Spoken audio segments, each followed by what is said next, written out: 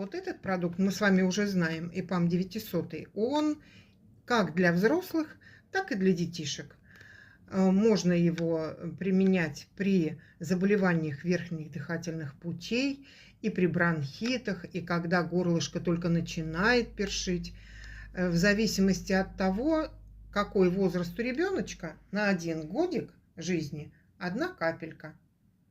И быстро-быстро проходит такое заболевание, чтобы наши детки не кашляли, не болели, а взрослые то же самое не мучились кашлем. Вот такой замечательный ИПАМчик.